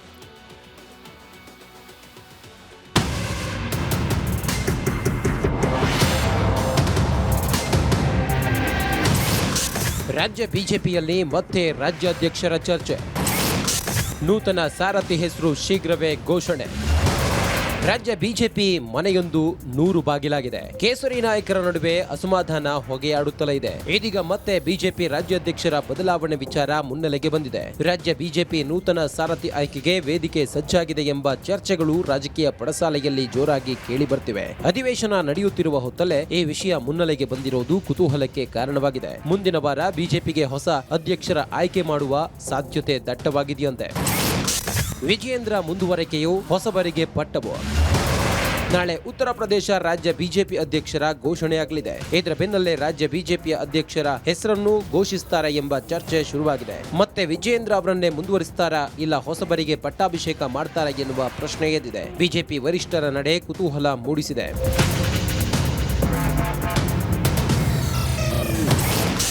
ವಿಜಯೇಂದ್ರ ವಿರುದ್ಧ ಅಪಸ್ವರವೆತ್ತಿರುವ ರೆಬಲ್ ತಂಡ. ಬಿಜೆಪಿಯಲ್ಲಿ ಯತ್ನಾಳ್ ಉಚ್ಚಾಟನೆ ಬಳಿಕ ಬಹಿರಂಗವಾಗಿ ವಿಜಯೇಂದ್ರ ವಿರುದ್ಧ ಹೇಳಿಕೆಗಳು ಬರ್ತಿಲ್ಲ. ಆದ್ರೆ ರೆಬಲ್ಸ್ ಟೀಮ್ ಮಾತ್ರ ಕೈಕಟ್ಟಿ ಕೂತಿಲ್ಲ. ನಿರಂತರವಾಗಿ ರಾಜ್ಯಾಧ್ಯಕ್ಷರ ಬದಲಾವಣೆಗೆ ಹೈಕಮಾಂಡ್ ನಾಯಕರ ಮೇಲೆ ಒತ್ತಡ ಹಾಕುತ್ತಲೇ ಇದ್ದಾರೆ. ಮೊನ್ನೆಯಷ್ಟೇ ದೆಹಲಿಗೆ ತೆರಳಿದ್ದ ರೆಬಲ್ಸ್ ಟೀಮ್ ಕರ್ನಾಟಕ ಬಿಜೆಪಿ ಉಸ್ತುವಾರಿ ರಾಧಾ ಮೋಹನ್ ದಾಸ್ ಸೇರಿದಂತೆ ಕೆಲವು ನಾಯಕರನ್ನ ಭೇಟಿಯಾಗಿದ್ರು. ಈ ವೇಳೆ ವಿಜಯೇಂದ್ರ ಬದಲಾವಣೆಗೆ ಒತ್ತಾಯಿಸಿದ್ದಾರೆ ಎನ್ನಲಾಗಿದೆ. ಬಿಜೆಪಿ ಹೈಕಮಾಂಡ್ಗೆ ಕರ್ನಾಟಕ ನಿಜಕ್ಕೂ ಕಗ್ಗಂಟಾಗಿದೆ. ವಿಜಯೇಂದ್ರನನ್ನ ಮುಂದುವರಿಸಿದ್ರೆ ರೆಬಲ್ಸ್ ತಲೆನೋವು ದೊಡ್ಡದಾಗಲಿದೆ, ಕೆಳಗಿಳಿಸಿದ್ರೆ ಪರ್ಯಾಯ ನಾಯಕ ಯಾರು ಅನ್ನೋದು ಪ್ರಶ್ನೆಯಾಗಲಿದೆ. News desk, Republic Kannada. ಈಗ ಕಾಂಗ್ರೆಸ್ನಲ್ಲಿ ಕುರ್ಚಿ ಕಿತ್ತಾಟ, ಯಾರು ಸಿಎಂ ಆಗ್ತಾರೆ ಅಂತ. ಬಿಜೆಪಿಯಲ್ಲಿ ನಾವೇನ್ ಕಮ್ಮಿ ಇಲ್ಲ ಅನ್ನುವಂತೆ ರಾಜ್ಯಾಧ್ಯಕ್ಷರ ಪಟ್ಟಕ್ಕಾಗಿ ಅಲ್ಲಿಯೂ ಕೂಡ ಈಗ ಪೈಪೋಟಿ ಆರಂಭ ಆಗಿದೆ. ಸದ್ಯಕ್ಕೆ ನಿಮಗೆಲ್ಲರಿಗೂ ಗೊತ್ತಿರುವ ಹಾಗೆ ಯಡಿಯೂರಪ್ಪ ಅವರ ಮಗ BY ವಿಜೇಂದ್ರ ಅವರು ಹಾಲಿ ರಾಜ್ಯಾಧ್ಯಕ್ಷರಾಗಿ ಪಕ್ಷವನ್ನು ಮುನ್ನಡೆಸ್ತಾ ಇದ್ದಾರೆ. ಇವರು ಅಲ್ಲ ಅಂತಂದ್ರೆ ಮತ್ತೆ ಯಾರ್ಯಾರು ಪೈಪೋಟಿಯಲ್ಲಿ ಇದ್ದಾರೆ, ಇದು ಈಗ ಸದ್ಯಕ್ಕಿನ ಪ್ರಶ್ನೆ. ವಿಜೇಂದ್ರ ಅವರು ತಾವೇ ಮುಂದುವರಿಬೇಕು ಅನ್ನುವಂತಹ ಇಚ್ಛೆಯನ್ನಂತೂ ಹೊಂದಿದ್ದಾರೆ, ಅದು ಇರುತ್ತೆ ಕೂಡ. ಇವರು ಅಲ್ಲ ಅಂತಂದ್ರೆ ಹೈಕಮಾಂಡ್ ಬದಲಾವಣೆಯನ್ನ ಬಯಸಿದ್ರೆ ಮತ್ತೆ ಯಾರ್ಯಾರಿದ್ದಾರು ಬಿಜೆಪಿಯಲ್ಲಿ ರಾಜ್ಯಾಧ್ಯಕ್ಷರಾಗಿರಬೇಕು ಅಂತ ಬಯಸೋದು. ಬಿಜೆಪಿ MLC ಆಗಿರುವಂತ CT ರವಿ ಅವರು ರೇಸ್ನಲ್ಲಿದ್ದಾರೆ. ಬಿಜೆಪಿ ರಾಜ್ಯಾಧ್ಯಕ್ಷ ಆಗಬೇಕು ಅಂತ ಮೊದಲಿನಿಂದನೂ ಕೂಡ ಸಂಘಟನೆಯ ಬಗ್ಗೆ ಹೆಚ್ಚು ಒಲವು CT ರವಿ ಅವರಿಗೆ. ಕಾರಣಾಂತರಗಳಿಂದ ಈ ಸಾರಿ ವಿಧಾನಸಭೆ ಚುನಾವಣೆಯಲ್ಲಿ ಸೋತರು. ಈಗ MLC ಆಗಿ ಮತ್ತೆ ವಿಧಾನಸೌಧದಲ್ಲಿದ್ದಾರೆ. ಇವರಿಗೆ ರಾಜ್ಯಾಧ್ಯಕ್ಷ ಜವಾಬ್ದಾರಿ ಕೊಡಬೇಕು ಅನ್ನುವಂತಹ ಲೆಕ್ಕಾಚಾರ ಇದೆ. CT ರವಿ ಅವರನ್ನ ರಾಜ್ಯಾಧ್ಯಕ್ಷರನ್ನಾಗಿ ಮಾಡಿದರೆ ಪಾರ್ಟಿ ಯಶಸ್ಸಿನತ್ತ ನುಗ್ಗುತ್ತಾ. ವೆರಿ ಅಗ್ರೆಸಿವ್ನೆಸ್ ಬೇಕೀಗ. ವಿರೋಧ ಪಕ್ಷದಲ್ಲಿ ಬಿಜೆಪಿ ಇದೆ, ಅಗ್ರೆಸಿವ್ ಆಗಿ ಜನರ ಹತ್ರ ಹೋಗ್ಬೇಕು, ಸರ್ಕಾರವನ್ನು ಬಡಿದೆಬ್ಬಿಸಬೇಕು, ಜನರ ಮನಸ್ಸಲ್ಲಿ ಬಿಜೆಪಿ ಗಟ್ಟಿಯಾಗಿ ನೆಲೆ ಊರುವಂತೆ ಮಾಡಬೇಕು. ಅದು ಯಾರಿಂದ ಸಾಧ್ಯ? ಇನ್ನ ಬಿಜೆಪಿಯ ಹಾಲಿ ಶಾಸಕರಾಗಿರುವಂಥ V ಸುನೀಲ್ ಕುಮಾರ್ ಅವರ ಹೆಸರು ಕೂಡ ಪ್ರಬಲವಾಗಿ ಕೇಳಿ ಬರ್ತಾ ಇದೆ ಮೊದಲಿನಿಂದನೂ ಕೂಡ ರಾಜ್ಯಾಧ್ಯಕ್ಷ ಸ್ಥಾನಕ್ಕೆ. ಸುನೀಲ್ ಕುಮಾರ್ ಅವರು ಕೂಡ ಅಷ್ಟೇ ಸಂಘಟನೆ ವಿಚಾರದಲ್ಲಿ ಚತುರರು, ಇವರನ್ನ ಅಧ್ಯಕ್ಷರನ್ನಾಗಿ ಮಾಡಬೇಕು ಅನ್ನುವಂಥ ಲೆಕ್ಕಾಚಾರವೂ ಕೂಡ ಇದೆ. ಅದೃಷ್ಟ ಒಲಿಬಹುದಾ ಸುನೀಲ್ ಕುಮಾರ್ ಅವರಿಗೆ? ಇನ್ನ ಸದನದಲ್ಲಿಯೂ ಕೂಡ ತಮ್ಮ ಶೈಲಿಯಲ್ಲೇ ಪ್ರಶ್ನೆಗಳನ್ನು ಕೇಳುವ ಮೂಲಕ ಸರ್ಕಾರವನ್ನು ಕಟ್ಟಿ ಹಾಕೋದ್ರಲ್ಲಿ ಮುಂಚೂಣಿಯಲ್ಲಿರ್ತಾರೆ ಸುನೀಲ್. ಇವರಿಗೆ ಅದೃಷ್ಟ ಒಲಿಬಹುದಾ? ಇನ್ನ ಕೇಂದ್ರ ಸಚಿವರು, ಪಾರ್ಟಿಯ ಹಿರಿಯರು ಆಗಿರುವಂಥ ವಿ ಸೋಮಣ್ಣ ಅವರು, ಇವರಿಗೆ ಜಾತಿಯ ಬಲ ಇದೆ, ಜೊತೆಗೆ ಕೈಯಲ್ಲಿ ಅಧಿಕಾರ ಇದೆ. ಕೇಂದ್ರ ಸಚಿವರಾಗಿ ಈಗ ಸದ್ಯಕ್ಕೆ ಕೆಲಸ ಮಾಡ್ತಾ ಇದ್ದಾರೆ. ಇಂಥವರನ್ನ ಮತ್ತೆ ರಾಜ್ಯ ಬಿಜೆಪಿ ಕರ್ಕೊಂಡು ಬಂದು ಜವಾಬ್ದಾರಿಯನ್ನ ಕೊಟ್ಟರೆ ಪಕ್ಷ ಸಂಘಟನೆ ಮಾಡೋದಕ್ಕೆ ಸುಲಭ ಆಗ್ಬೋದು. ಜೊತೆಗೆ ಕ್ಲೀನ್ ಇಮೇಜ್ ಇರುವಂತಹ ಒಬ್ಬ ವ್ಯಕ್ತಿ. ಉತ್ತರ ಕರ್ನಾಟಕ ಭಾಗದಲ್ಲಿಯೂ ಕೂಡ ಸೋಮಣ್ಣ ಅವರನ್ನು ರಾಜ್ಯಾಧ್ಯಕ್ಷರನ್ನಾಗಿ ಮಾಡಿದರೆ ವರ್ಕೌಟ್ ಆಗುತ್ತೆ ಅನ್ನೋಂಥ ಲೆಕ್ಕಾಚಾರ ಇದೆ. ನೋಡೋಣ ಹೈಕಮಾಂಡ್ನ ಲೆಕ್ಕಾಚಾರ ಏನಿದೆ ಅಂತ. ಇನ್ನು ಇವರನ್ನ ಹೊರತುಪಡಿಸಿದರೆ ಮಾಜಿ ಮುಖ್ಯಮಂತ್ರಿಗಳು, ಹಾಲಿ ಸಂಸದರು ಆಗಿರುವಂಥ ಬಸವರಾಜ ಬೊಮ್ಮಾಯಿ ಅವರು ಎಲ್ಲ ಕಡೆನೂ ಕೂಡ ಸಲ್ಲುವಂತಹ ಒಬ್ಬ ನಾಯಕ. ಉತ್ತರ ಕರ್ನಾಟಕ ಆಗಿರಬಹುದು, ಈ ಕಡೆ ದಕ್ಷಿಣ ಕರ್ನಾಟಕ ಆಗಿರಬಹುದು, ನೋಟೆಡ್ ಪರ್ಸನ್. ಹೀಗಾಗಿ ಬಸವರಾಜ ಬೊಮ್ಮಾಯಿಯವರನ್ನ ಈಗ ಬಿಜೆಪಿಗೆ ರಾಜ್ಯಾಧ್ಯಕ್ಷರನ್ನಾಗಿ ಮಾಡಿದರೆ ಪಾರ್ಟಿಯಲ್ಲಿ ಹೊಸ ಚಾರ್ಮ್ ಬರಬಹುದಾ? ಆ ರೀತಿಯ ಲೆಕ್ಕಾಚಾರ ಬಿಜೆಪಿಗೆ ಇದೆಯಾ? ಇದನ್ನು ಕಾದು ನೋಡಬೇಕಾಗತ್ತೆ. ಇನ್ನು ಅರವಿಂದ ಲಿಂಬಾವಳಿಯವರು, ಮಾಜಿ ಸಚಿವರು, ಸಂಘಟನೆಯಿಂದ ಬಂದಂಥವರು. ಅರವಿಂದ ಲಿಂಬಾವಳಿಯವರು ಕೂಡ ರಾಜ್ಯಾಧ್ಯಕ್ಷ ಸ್ಥಾನದ ರೇಸ್ನಲ್ಲಿದ್ದಾರೆ. ಇನ್ನು ಮಾಜಿ ಸಚಿವ ಮತ್ತೊಬ್ಬರು ಕುಮಾರ್ ಬಂಗಾರಪ್ಪ ಅವರು ಕೂಡ ರಾಜ್ಯಾಧ್ಯಕ್ಷ ಸ್ಥಾನದ ರೇಸ್ನಲ್ಲಿದ್ದಾರೆ. ಕುಮಾರ್ ಬಂಗಾರಪ್ಪ, ಹಾಗೇನೆ ರಮೇಶ್ ಜಾರಕಿಹೊಳಿ, ಬಸನಗೌಡ ಪಾಟೀಲ್ ಯತ್ನಾಳ್, ಇವರೆಲ್ಲರೂ ಕೂಡ ಸೇರಿಕೊಂಡು ವಿಜೇಂದ್ರ ಅವರನ್ನ ಕೆಳಗಿಳಿಸಬೇಕು ಅನ್ನುವಂತಹ ಒಂದು ಉದ್ದೇಶವನ್ನ ಇಟ್ಕೊಂಡು ರೆಬಲ್ ಆಗಿ ಸಭೆಗಳನ್ನು ಮಾಡ್ತಾ ಇದ್ದಾರೆ. ದೆಹಲಿಗೆ ಹೋಗಿ ಬಂದು ಮಾಡ್ತಾ ಇದ್ದಾರೆ. ಇನ್ನು ಅರವಿಂದ ಬೆಲ್ಲದವರು, ಶಾಸಕರಾಗಿರುವಂಥ ಅರವಿಂದ ಬೆಲ್ಲದವರು ಈ ಹಿಂದೆ ಬಿಜೆಪಿ ಸರ್ಕಾರ ಇದ್ದ ಸಂದರ್ಭದಲ್ಲಿ ಮುಖ್ಯಮಂತ್ರಿ ರೇಸ್ನಲ್ಲಿಯೂ ಕೂಡ ಅರವಿಂದ ಬೆಲ್ಲದವರ ಹೆಸರು ಕೇಳಿ ಬಂತು. ಈಗ ಇವರನ್ನ ರಾಜ್ಯಾಧ್ಯಕ್ಷರನ್ನಾಗಿ ಮಾಡಬೇಕು ಅನ್ನುವಂತಹ ಸಾಕಷ್ಟು ವಿಚಾರಗಳು ಚರ್ಚೆ ಆಗ್ತಾ ಇದೆ. ಅರವಿಂದ ಬೆಲ್ಲದವರು ಕೂಡ ಸಂಘಟನೆಯ ವಿಚಾರದಲ್ಲಿ ತಮ್ಮದೇ ಆದಂತಹ ಶೈಲಿಯನ್ನ ಹೊಂದಿದ್ದಾರೆ, ಹಿಡಿತ ಹೊಂದಿದ್ದಾರೆ. ಇವರಿಗೂ ಒಂದು ಚಾನ್ಸ್ ಅನ್ನು ಕೊಟ್ಟು ನೋಡಬೇಕು ಅನ್ನುವಂಥದ್ದಿದೆ. ಇನ್ನು ಬಿ ಶ್ರೀರಾಮುಲು, ಮಾಜಿ ಸಚಿವರು. ಶ್ರೀರಾಮುಲು ಅವರು ಮೊದಲಿನಿಂದನೂ ಕೂಡ ರಾಜ್ಯಾಧ್ಯಕ್ಷ ಸ್ಥಾನದ ಆಕಾಂಕ್ಷಿಯಾಗಿದ್ದಂಥವರು. ಸೊ ಶ್ರೀರಾಮುಲು ಅವರಿಗೆ ರಾಜ್ಯಾಧ್ಯಕ್ಷ ಸ್ಥಾನವನ್ನು ಕೊಟ್ಟರೆ ಪಕ್ಷ ಸಂಘಟನೆಯಲ್ಲಿ ತಮ್ಮನ್ನು ತಾವು ಸಂಪೂರ್ಣವಾಗಿ ತೊಡಗಿಸಿಕೊಳ್ತಾರೆ ಅನ್ನುವಂತಹದ್ದು. ಇದರಲ್ಲಿ ಎಷ್ಟರ ಮಟ್ಟಿಗೆ ಯಶಸ್ವಿ ಆಗ್ತಾರೆ ರಾಮುಲು ಅವರು ಅನ್ನೋದು ಪ್ರಶ್ನೆ ಇದೆ. ಇನ್ನು ಸದ್ಯ ವಿಪಕ್ಷ ನಾಯಕ ಆಗಿರುವಂಥ ಆರ್ ಅಶೋಕ್ ಅವರು, ಇವರ ಸ್ಟೈಲೇ ಬೇರೆ, ಇವರ ಮಾತಾಡುವ ಶೈಲಿ ಆಗಿರಬಹುದು, ಸಂಘಟನೆಯ ವಿಚಾರ ಆಗಿರಬಹುದು. ಈಗ ವಿಪಕ್ಷ ನಾಯಕರಾಗಿ ಯಶಸ್ವಿಯಾಗಿ ಪಕ್ಷವನ್ನು ಮುನ್ನಡೆಸ್ಕೊಂಡು ಹೋಗ್ತಾ ಇದ್ದಾರೆ. ಸರ್ಕಾರವನ್ನು ತಮ್ಮದೇ ಶೈಲಿಯಲ್ಲಿ ಕಟ್ಟಿ ಹಾಕುವಂಥ ಕೆಲಸವನ್ನು ಕೂಡ ಮಾಡ್ತಾ ಇದ್ದಾರೆ. ಇವರಿಗೆ ರಾಜ್ಯಾಧ್ಯಕ್ಷರನ್ನಾಗಿ ಮಾಡಬೇಕು, ವಿಪಕ್ಷ ನಾಯಕನಾಗಿರುವಂಥವರು ರಾಜ್ಯಾಧ್ಯಕ್ಷರಾಗಿ ಮುಂದುವರಿಬಹುದಾ? ಎರಡೂ ಆಯ್ಕೆಗಳು ಬಹುಶಃ ಅದು ಸಾಧ್ಯವಾಗದೇ ಇರಬಹುದು. ಇವರನ್ನ ರಾಜ್ಯಾಧ್ಯಕ್ಷರನ್ನಾಗಿ ಮಾಡಿದರೆ ವಿಪಕ್ಷ ನಾಯಕರು ಬೇರೆಯವರು ಬರ್ಬೋದು. ಅದನ್ನು ಆರ್ ಅಶೋಕ್ ಒಪ್ತಾರಾ ಅನ್ನುವಂಥದ್ದು ಪ್ರಶ್ನೆ ಇದೆ. ಇನ್ನು ಡಾಕ್ಟರ್ ಅಶ್ವಥ್ ನಾರಾಯಣ ಅವರು, ಮಾಜಿ ಉಪಮುಖ್ಯಮಂತ್ರಿ. ಅಶ್ವಥ್ ನಾರಾಯಣ ಅವ್ರಿಗೂ ಒಂದು ಕೈ ನೋಡೇ ಬಿಡೋಣ, ಒಂದು ಚಾನ್ಸ್ ಕೊಟ್ಟೇ ಬಿಡೋಣ ಅನ್ನುವಂಥ ಲೆಕ್ಕಾಚಾರ ಇದೆ. Last but not least, Basanagouda Patil Yatnal ನಿನ್ನೆ ಅಷ್ಟೇ ನಮ್ಮ ಜೊತೆಗೆ ಮಾತಾಡುವಾಗ ಹೇಳ್ತಾ ಇದ್ರು, ನಾನು ಬಿಜೆಪಿಗೆ ವಾಪಸ್ ಹೋಗಬೇಕು ಅಂತಂದ್ರೆ ಯಾರ ಹತ್ರನೂ ಅಪ್ರೋಚ್ ಮಾಡಲ್ಲ, ನನ್ನವೇ ಕೆಲವು ಷರತ್ತುಗಳಿದೆ, ಆ ಷರತ್ತುಗಳಿಗೆ ಒಪ್ಪಿದರೆ ಮಾತ್ರ ನಾನು ಬಿಜೆಪಿಗೆ ಹೋಗ್ತೀನಿ. ಅದರಲ್ಲಿ ಮುಖ್ಯವಾದಂತಹ ಷರತ್ತು ನನ್ನನ್ನು ಬಿಜೆಪಿ ರಾಜ್ಯಾಧ್ಯಕ್ಷರನ್ನಾಗಿ ಮಾಡಬೇಕು ಅನ್ನುವಂಥ ಷರತ್ತು. ಮುಂದಿನ ಚುನಾವಣೆಯಲ್ಲಿ ನನ್ನನ್ನು ಮುಖ್ಯಮಂತ್ರಿ ಅಭ್ಯರ್ಥಿಯಾಗಿ ಅನೌನ್ಸ್ ಮಾಡಬೇಕು ಅನ್ನುವಂಥ ಷರತ್ತು. ಈಗ ಸದ್ಯ ವಿರೋಧ ಪಕ್ಷದ ನಾಯಕನನ್ನಾಗಿ ಮಾಡಬೇಕು ಅನ್ನುವಂತಹ ಷರತ್ತು. ಈ ಎಲ್ಲ ಷರತ್ತುಗಳನ್ನು ಒಪ್ಪಿದರೆ ನಾನು ಪಾರ್ಟಿಗೆ ಬರ್ತೀನಿ ಅಂತ ಹೇಳ್ತಿದ್ದಾರೆ. ಬಿಜೆಪಿ ಈ ಷರತ್ತುಗಳನ್ನು ಒಪ್ಪುತ್ತಾ ಅನ್ನುವಂಥದ್ದು ಪ್ರಶ್ನೆ ಇದೆ. ಹಾಗೆ ಇವರು ಪಾರ್ಟಿಗೆ ಬಂದರೆ ಬಿಜೆಪಿ ರಾಜ್ಯಾಧ್ಯಕ್ಷ ರೇಸ್ನಲ್ಲಿಯೂ ಕೂಡ ಇವರಿದ್ದಾರೆ. ನೋಡೋಣ ಹೈಕಮಾಂಡ್ ಈ ಎಲ್ಲ ನಾಯಕರುಗಳಿಗೆ ನಾನು ಹೆಸರು ಹೇಳಿದೆ, ಅವರ ಎಲ್ಲರ ವಿಚಾರಗಳನ್ನು ಅಳೆದು ತೂಗಿ ನೋಡಿ ಒಬ್ಬರನ್ನ ಫೈನಲ್ ಮಾಡುವಂತಹ ಸಾಧ್ಯತೆ ಅಧಿಕವಾಗಿದೆ. ಯಾರಿಗೆ ಒಲಿಬಹುದು ಅದೃಷ್ಟ ನೋಡೋಣ. ಇನ್ನು ನೆಕ್ಸ್ಟ್, ತಮಿಳುನಾಡಿನ ತಿರುಪರಾಕುಂದ್ರಂ ಬೆಟ್ಟದಲ್ಲಿ ಕಾರ್ತಿಕ ದೀಪದ ಕಿಚ್ಚು ಜ್ವಾಲಾಮುಖಿಯಾಗಿ ಸ್ಫೋಟಗೊಂಡಿದೆ. ತಿರುಪರಾನುಕುಂದ್ರಂ ಬೆಟ್ಟದ ಮೇಲೆ ಕಾರ್ತಿಕ ದೀಪವನ್ನು ಬೆಳಗಿಸುವುದಕ್ಕೆ ಅವಕಾಶ ನೀಡಿದ ನ್ಯಾಯಮೂರ್ತಿಯ ತೀರ್ಪು ಇಂಡಿ ಕೂಟದ ಕೆಂಗಣ್ಣಿಗೆ ಗುರಿಯಾಗಿದೆ. ಅವರ ವಿರುದ್ಧ ವಾಗ್ದಂಡನೆಯ ಪತ್ರಕ್ಕೆ ಸುಮಾರು 100ಕ್ಕೂ ಹೆಚ್ಚು ಸಂಸದರು ಸಹಿ ಹಾಕಿದ್ದಾರೆ. ಈ ಪತ್ರದಲ್ಲಿ ಕರ್ನಾಟಕದ 3 ಕಾಂಗ್ರೆಸ್ ಸಂಸದರು ಇದೀಗ ತಿರುಪರಕುಂದ್ರಂ ಬೆಟ್ಟದ ಮೇಲೆ ದೀಪ ಬೆಳಗಿಸಬೇಕು ಅಂತ ಸ್ಥಳೀಯರ ಗ್ರಾಮಸ್ಥರು ಉಪವಾಸ ಸತ್ಯಾಗ್ರಹವನ್ನು ಕೂಡ ನಡೆಸ್ತಾ ಇದ್ದಾರೆ. थिरुपरानकुंद्रम मंदिर में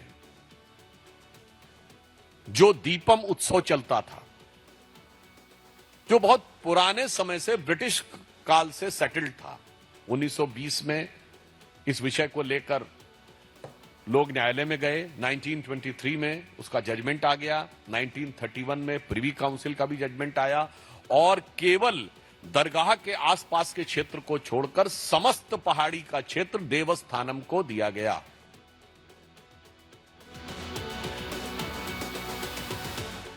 ಒಂದು ದೀಪ ಬೆಳಗಬೇಕು ಅಂತಂದ್ರೂ ಕೂಡ ಹಿಂದೂ ರಾಷ್ಟ್ರದಲ್ಲಿ ಅನುಮತಿ ಕೇಳಬೇಕಾದಂತಹ ಪರಿಸ್ಥಿತಿ ಬಂದಿದೆ. ದೀಪ ಬೆಳಗಿದ್ರೆ ಬೇರೆ ಸಮುದಾಯದವರಿಗೆ ನೋವಾಗುತ್ತೆ ಅಂತ ಹೇಳಿ ಅಲ್ಲಿನ ಸರ್ಕಾರಗಳು ಅದನ್ನ ಶಕ್ತಿ ಮೀರಿ ತಡೆಗಟ್ಟುವಂತಹ ಕೆಲಸವನ್ನ ಮಾಡ್ತಾ ಇವೆ. ಎಂಥ ಪರಿಸ್ಥಿತಿಗೆ ಬಂದಿದೆ ನೋಡಿ. ಇವತ್ತು ದೀಪ ಬೆಳಗಬೇಡಿ ಅಂತಾರೆ, ನಾಳೆ ಭಜನೆ ಮಾಡಬೇಡಿ ಅಂತಾರೆ, ನಾಡಿದ್ದು ಕೀರ್ತನೆ ಬೇಡ ಅಂತಾರೆ, ಇನ್ನ ಮುಂದಿನ ದಿನಮಾನಗಳಲ್ಲಿ ನಿಮ್ಮ ಮನೆಯಲ್ಲೂ ದೀಪ ಹಚ್ಚಬೇಡಿ ಅಂತಾರೆ. ಇವ್ರು ಹೇಳ್ದಂಗೆ ಕೇಳಿಕೊಂಡು ಕೂರಕ್ಕಾಗತ್ತಾ? ಯಾರ ಓಲೈಕೆಗೆ ಇವನ್ನೆಲ್ಲ ಇವರು ಮಾಡ್ತಾ ಇದ್ದಾರೆ? ಇದು ಸದ್ಯಕ್ಕಿನ ಪ್ರಶ್ನೆ ಆಗಿದೆ. ಈಗ ಈ ಒಂದು ವಿಚಾರಕ್ಕೆ ಸಂಬಂಧಪಟ್ಟಂಗೆ ಏನೆಲ್ಲ ಚರ್ಚೆ ಆಗ್ತಾ ಇದೆ, ಏನಿದು ವಿವಾದ ನೋಡ್ಕೊಂಡು ಬರೋಣ. 12ನೇ ಶತಮಾನದಲ್ಲಿ ದಕ್ಷಿಣದ ಮೇಲೆ ಅಲಾವುದ್ದೀನ್ ಖಿಲ್ಜಿ ದಾಳಿಯನ್ನ ಮಾಡ್ತಾನೆ. ಅದಾದ 1 ದಶಕದ ನಂತರ ಮೊಹಮ್ಮದ್ ಬಿನ್ ತುಘಲಕ್ ದಾಳಿಯನ್ನ ಮಾಡ್ತಾನೆ. ದಕ್ಷಿಣದಲ್ಲೂ ಕೂಡ ಮುಸ್ಲಿಂ ಸಾಮ್ರಾಜ್ಯ ಪ್ರತಿಷ್ಠಾಪನೆ ಮಾಡಿದರು ತುಘಲಕರು. 1325ರ ನಂತರ ಮದುರೈನಲ್ಲಿ ಮುಸ್ಲಿಮರ ಆಡಳಿತ ಪ್ರಾರಂಭ ಆಗುತ್ತೆ 1300ರಲ್ಲಿ. ಇದಾದ ಮೇಲೆ 1509ರಲ್ಲಿ ಶ್ರೀದೇವರಾಯ, ವಿಜಯನಗರದ ಅರಸರು, ಶ್ರೀದೇವರಾಯರ ಕೈಗೆ ವಿಜಯನಗರ ಬಂತು. ಇವರು ಬಂದು ಮದುರೈಯನ್ನ ಗೆಲ್ತಾರೆ. ಆ ಸಿಕಂದರ್ ಬಾದ್ಶಾನನ್ನ ಕೊಂದು ಹೊಡೆದು ಹಾಕ್ತಾರೆ ಈ ವಿಜಯನಗರ ಪಡೆಯವರು. ಇದಾದ ಮೇಲೆ ಅಲ್ಲಿ ಒಂದು ಬೆಳವಣಿಗೆ ಆಗುತ್ತೆ. ಯುದ್ಧದಲ್ಲಿ ಸತ್ತಂತಹ ಈ ಸಿಕಂದರ್ ಬಾದ್ಶಾ ಸಮಾಧಿಗೆ ಅಲ್ಲಿನ ಮುಸ್ಲಿಮರು ಜಾಗ ಕೇಳ್ತಾರೆ. ನೋಡಿ, ಇದನ್ನ ಗಮನ ಇಟ್ಟು ಕೇಳಬೇಕು ನೀವು. 1500ನೇ ಇಸ್ವಿಯಲ್ಲಿ ಮದುರೈಯನ್ನ ತಮ್ಮ ವಶಕ್ಕೆ ತೆಗೆದುಕೊಂಡಂತಹ ವಿಜಯನಗರ ಸಾಮ್ರಾಜ್ಯದವರು ಮದುರೈಯನ್ನ ತಮ್ಮ ತೆಕ್ಕೆಗೆ ತಗೊಳ್ತಾರೆ. ಅಲ್ಲಿದ್ದ ಈ ಸಿಕಂದರ್ ಬಾದ್ಶಾನ ಹೊಡೆದುರುಳಿಸ್ತಾರೆ. ಅವಾಗ ಅಲ್ಲಿನ ಮುಸ್ಲಿಂ ಸಮುದಾಯದವರು ಕೃಷ್ಣದೇವರಾಯ ಅವರನ್ನ, ಸ್ವಾಮಿ, ಈ ಸಿಕಂದರ್ ಬಾದ್ಶಾ ಸತ್ತೋದ, ಈತನ ಸಮಾಧಿ ಕಟ್ಟೋದಕ್ಕೆ ಸ್ವಲ್ಪ ಜಾಗನಾದರೂ ಕೊಡ್ರಿ ಅಂತ ಮನವಿ ಮಾಡಿಕೊಡ್ತಾರೆ. ಸತ್ತ ಮೇಲೆ ಏನು ಶತ್ರುತ್ವ? ಆಯ್ತು, ಕಟ್ಕೊ ಹೋಗ್ರಿ ಅಂತ ಶ್ರೀಕೃಷ್ಣದೇವರಾಯರು ದೊಡ್ಡ ಮನಸ್ಸನ್ನ ಮಾಡ್ತಾರೆ. ಉದಾರ ಮನಸ್ಸನ್ನ ಹೊಂದಿ, ಆಯ್ತು ಸಮಾಧಿ ಅಲ್ವಾ, ಸಮಾಧಿ ಕಟ್ಕೊಳ್ಳಿ ಅಂತ ಶ್ರೀಕೃಷ್ಣದೇವರಾಯರು ಹೇಳ್ತಾರೆ. ಆಗಲೇ ತಿರುಪರಾಕುಂದ್ರಂ ಬೆಟ್ಟದ ಮೇಲೆ ಸಮಾಧಿ ನಿರ್ಮಾಣ ಆಗುತ್ತೆ. ಇದು ಇಲ್ಲಿಗೆ ಮುಗಿಲಿಲ್ಲ. ಅವಾಗ ಚಿಕ್ಕ ಸಮಾಧಿ ಇತ್ತು, ಅಲ್ಲಿ ದರ್ಗಾ ತಲೆ ಎತ್ತಿತ್ತು. ಹೈದರಾಲಿ ಕಾಲದಲ್ಲಿ ಈ ಚಿಕ್ಕ ದರ್ಗಾ ದೊಡ್ಡದಾಯ್ತು. ಅಷ್ಟಕ್ಕೆ ನಿಲ್ಲಿಲ್ಲ, ಉರುಸ್ ಆರಂಭ ಆಯಿತು. ಮುಸ್ಲಿಮರಿಗೆ ಮತ್ತಷ್ಟು ಭೂಮಿಯನ್ನ ಕೊಡುವ ಕೆಲಸ ಆಯಿತು ಈ ಬ್ರಿಟಿಷರಿಂದ. ಈಗ ಇದೇ ತಿರುಪರಾಕುಂದ್ರಂ ಬೆಟ್ಟದ ಬುಡದಲ್ಲಿ ಮುರುಗನ್ ದೇಗುಲ ಇದೆ. ಇದು ಸಾವಿರಾರು ವರ್ಷಗಳಿಂದ ಇತಿಹಾಸ ಹೊಂದಿರುವಂತಹ ಒಂದು ಪವಿತ್ರ ಕ್ಷೇತ್ರ. ದರ್ಗಾಗಿಂತ ಮುಂಚೆ ಇರುವಂತಹದ್ದು. ಅಲ್ಲಿ ಮುರುಗನ್ ದೇವಸ್ಥಾನ ಇದೆ, ಕಾಶಿ ವಿಶ್ವನಾಥ ದೇವಸ್ಥಾನ ಇದೆ, ಮತ್ತೊಂದು ಕಡೆ ದರ್ಗಾ ಇದೆ, ಈ ಸಿಕಂದರ್ ಬಾದ್ಶಾ ದರ್ಗಾ. ಆ ದರ್ಗಾಗೆ 50 ಮೀಟರ್ ದೂರದಲ್ಲಿ ದೀಪಸ್ತಂಭ ಇದೆ. ಬೆಟ್ಟದ ಮೇಲೆ ವಿಶ್ವನಾಥ ದೇಗುಲ ಇದೆ, ಆ ಕಡೆ ಸಿಕಂದರ್ ಸಮಾಧಿ ಇದೆ. ಅದೇ ಸಿಕಂದರ್ ಸಮಾಧಿಗಾಗಿ ಕಾಂಗ್ರೆಸ್ಸಿಗರ ಮನ, DMKಯ ಮನ ಮಿಡಿಯುತ್ತಿದೆ. ಈ ಇಡೀ ಬೆಟ್ಟ ಬಹುತೇಕ ಮಾಲೀಕತ್ವವನ್ನು ಹೊಂದಿರುವಂಥದ್ದು ವೀಕ್ಷಕರೇ ಸುಬ್ರಹ್ಮಣ್ಯ ದೇವಸ್ಥಾನದವರು. ಇದು ನೆನಪಲ್ಲಿರಲಿ. ಈ ಇಡೀ ಬೆಟ್ಟದ ಬಹುತೇಕ ಮಾಲೀಕತ್ವ ಇರುವಂಥದ್ದು ಸುಬ್ರಹ್ಮಣ್ಯ ಸ್ವಾಮಿ ದೇವಸ್ಥಾನದ ಆಡಳಿತ ಮಂಡಳಿಗೆ. ಆ ಊರಿನ ಒಬ್ಬ ಮುಸ್ಲಿಂ ಮುಖಂಡ ಇಡೀ ಬೆಟ್ಟಕ್ಕೆ ಸಿಕಂದರ್ ಮಲೈ ಅಂದ್ರೆ ಸಿಕಂದರ್ ಬೆಟ್ಟ ಅಂತ ರೀನೇಮ್ ಮಾಡಬೇಕು ಅಂತ ಮದುರೈ ಜಿಲ್ಲಾಧಿಕಾರಿಗಳಿಗೆ ಮನವಿಯನ್ನ ಮಾಡಿಕೊಂಡಿದ್ದೆ ಇಷ್ಟೆಲ್ಲ ವಿವಾದಕ್ಕೆ ಕಾರಣ ಆಯ್ತು. ಹಿಂದೂಗಳು ಜಾಗೃತರಾಗಿ ನಮಗೆ ಸೇರಿದಂತಹ ಜಾಗ ಇದು, ಸಿಕಂದರ್ ಬೆಟ್ಟ ಅಂತ ಹೆಸರೇನಕ್ಕೆ, ಅಲ್ಲಿ ಕಾರ್ತಿಕ ದೀಪೋತ್ಸವನ್ನ ಮಾಡ್ತೀವಿ ನಾವು ತಮಿಳರು, ಅದಕ್ಕೂ ನೀವು ಅಡ್ಡಿ ಯಾಕೆ ಮಾಡ್ತೀರಿ? ಎಲ್ಲಿವರೆಗೂ ಬಂದಿದೆ ಅಂದ್ರೆ DMK ಸರ್ಕಾರ ಎಲ್ಲ ಇತಿಹಾಸವನ್ನ ಗಮನಿಸಿ ಅಳೆದು ತೂಗಿ ಆದೇಶವನ್ನ ನೀಡಿದಂತಹ ಜಡ್ಜ್ಮೆಂಟ್ ವಿರುದ್ಧ ಇಂಪೀಚ್ಮೆಂಟ್, ಮಹಾಭಿಯೋಗ. ನೋಡಿ ಯಾವ ವ್ಯವಸ್ಥೆಯಲ್ಲಿದ್ದೀವಿ ನಾವು ಅಂತ. ಈ ರೀತಿಯ ಬೆಳವಣಿಗೆ ಆಗಿರೋದು ಇಡೀ ದೇಶದಾದ್ಯಂತ ಆಕ್ರೋಶಕ್ಕೆ ಕಾರಣ ಆಗಿದೆ. ಇನ್ನು ನೆಕ್ಸ್ಟ್, ಫುಟ್ಬಾಲ್ ಲೆಜೆಂಡ್ ವಿಶ್ವಕಪ್ ವಿಜೇತ ಅರ್ಜೆಂಟೀನಾದ ಲಿಯೋನೆಲ್ ಮೆಸ್ಸಿ ಭಾರತಕ್ಕೆ ಬಂದಿದ್ದಾರೆ. ಆದರೆ ತಮ್ಮ ನೆಚ್ಚಿನ ಆಟಗಾರರನ್ನ ಕಣ್ತುಂಬಿಕೊಳ್ಳುವುದಕ್ಕೆ ಬಂದಿದ್ದ ಅಭಿಮಾನಿಗಳಿಗೆ ಭಾರೀ ನಿರಾಸೆಯಾಗಿದ್ದು ಕ್ರೀಡಾಂಗಣ ರಣಾಂಗಣವಾಗಿ ಬದಲಾಗಿದೆ.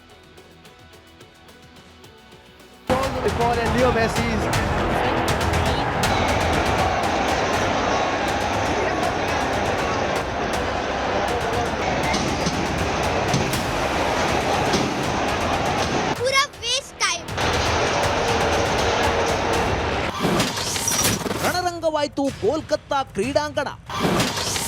ಲಿಯೋನೆಲ್ ಮೆಸ್ಸಿ ಅಭಿಮಾನಿಗಳಿಂದ ಹೈಡ್ರಾಮಾ.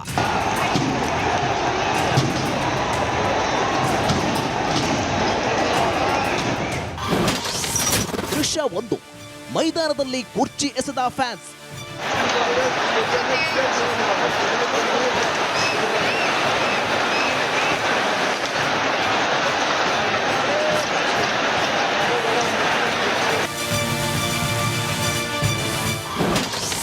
ದೃಶ್ಯ 2, ಮೈದಾನದ ಜರ್ಮನ್ ಟೆಂಟ್ ಪುಡಿ ಪುಡಿ.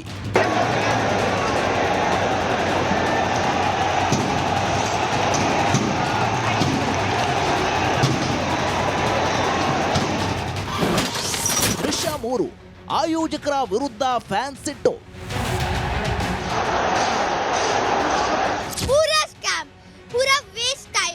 It was full disappointment, you know. Management बहुत बुरा था. It's very shameful for the absolute event management.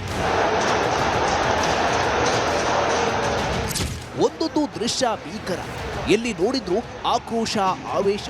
ತನ್ನ ನೆಚ್ಚಿನ ಫುಟ್ಬಾಲ್ ಲೆಜೆಂಡ್ ಮೆಸ್ಸಿಯ ದರ್ಶನ ಸಿಗದೆ ರೊಚ್ಚಿಗೆದ್ದ ಅಭಿಮಾನಿಗಳು.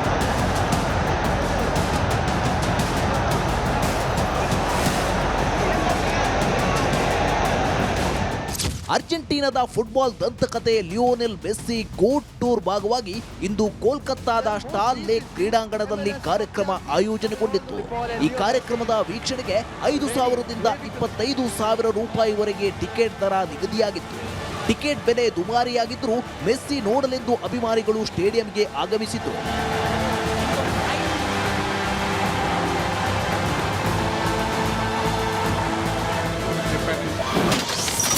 ಆಯೋಜಕರಿಂದ ಎಡವಟ್ಟು, ಫ್ಯಾನ್ಸ್ ಸಿಟ್ಟು.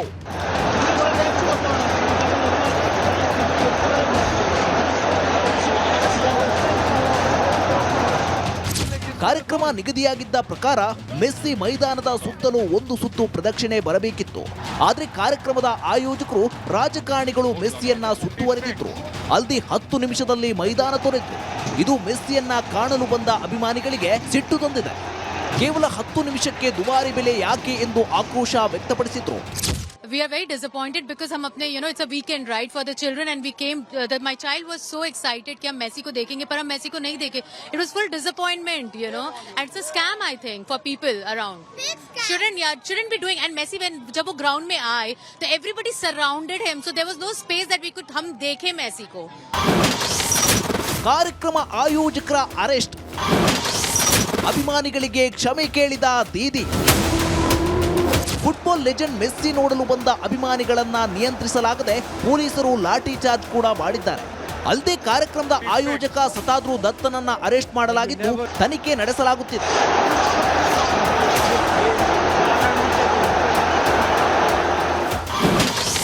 ಆಯೋಜಕರ ವಿರುದ್ಧ ರಾಜ್ಯಪಾಲರು ಗರಂ. The organizers have carelessly gone the way of commercialization of Messi's visit here. They have ignored the sentiments of the fans. After all, it is the fans who make an icon an icon. So the fans have got a right to see their hero, knowing all these things, the organizers only focused on money making, which cannot be endured by a civilized society. ಮೆಸ್ಸಿಯನ್ನ ನೋಡಲೇಬೇಕು ಎಂದು ಬಂದಿದ್ದ ಅಭಿಮಾನಿಗಳಿಗೆ ನಿರಾಸೆಯಾಗಿದ್ದು, ಈ ಘಟನೆ ಬಗ್ಗೆ CM Mamata Banerjee ಕ್ಷಮೆ ಕೇಳಿದ್ದಾರೆ. ಅಲ್ಲದೆ ನಿವೃತ್ತ ನ್ಯಾಯಮೂರ್ತಿ ನೇತೃತ್ವದಲ್ಲಿ ತನಿಖೆ ನಡೆಸಲು ಆದೇಶಿಸಿದ್ದಾರೆ. ಮುನ್ನಾವರ್ Agasanahalli, news desk, Republic Kannada. ಬಿಜೆಪಿಯವರಿಗೆ ಒಂದು ಕೊರಗಿದೆ. ಕೇರಳದಲ್ಲಿ ಸರ್ಕಾರ ರಚಿಸೋಕೆ ಆಗ್ತಿಲ್ವಲ್ಲ ಅನ್ನುವಂಥದ್ದು. ದೇವರ ನಾಡಿನ ಮೇಲೆ ಉಕ್ಕಿನ ಹಿಡಿತ ಸಾಧಿಸಬೇಕು ಅನ್ನುವಂಥ ಕನಸು ನನಸಾಗ್ತಾ ಇಲ್ಲ ಅಂತ. ಆದರೆ ನಿಧಾನವಾಗಿ ಕೇರಳದಲ್ಲಿ ಬಿಜೆಪಿ ತನ್ನ ಶಕ್ತಿಯನ್ನ ಹೆಚ್ಚಿಸಿಕೊಳ್ತಾ ಇದೆ. ಸ್ಥಳೀಯ ಸಂಸ್ಥೆ ಚುನಾವಣೆಯಲ್ಲಿ ಎನ್ಡಿಎ ಮೈತ್ರಿಕೂಟ ಉತ್ತಮ ಸಾಧನೆಯನ್ನ ಮಾಡಿದೆ.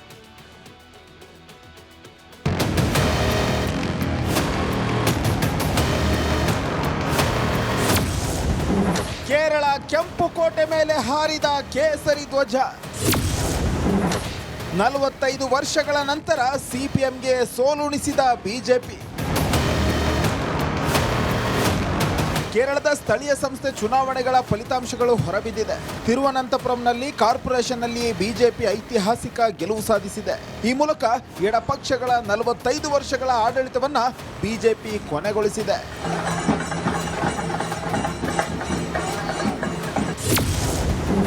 ಕೇರಳದಲ್ಲಿ ಕಮಲ ಕಮಾಲ್. ಬಿಜೆಪಿ ನೇತೃತ್ವದ ಎನ್ಡಿಎ ತಿರುವನಂತಪುರಂ ಮಹಾನಗರ ಪಾಲಿಕೆಯಲ್ಲಿ 50 ವಾರ್ಡ್ಗಳನ್ನು ಗೆದ್ದು ಐತಿಹಾಸಿಕ ಗೆಲುವು ಸಾಧಿಸಿದೆ.